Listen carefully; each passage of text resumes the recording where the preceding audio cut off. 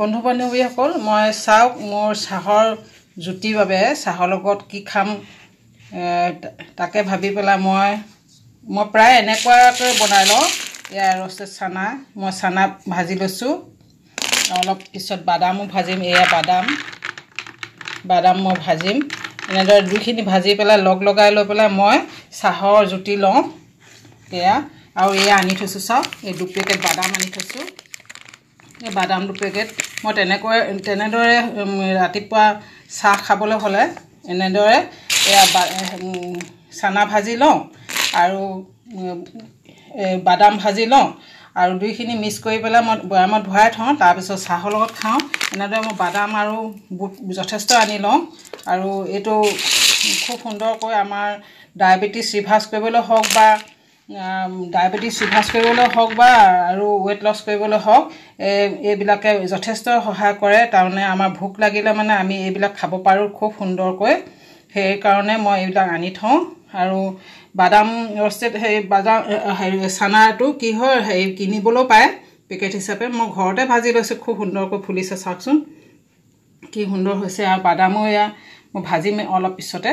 দুইখিনি মিলাই পেলাই মই চাহৰ জুতিৰ কাৰণে এইখিনি প্ৰস্তুত কৰি ল'ম।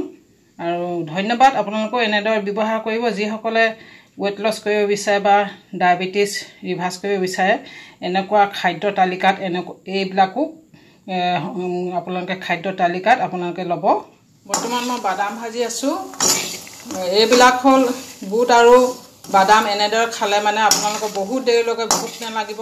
পুৱাৰ ভাগত আপোনালোকে চাহৰ লগত খালে মানে বহুত দেৰিলৈকে ভোক নালাগে।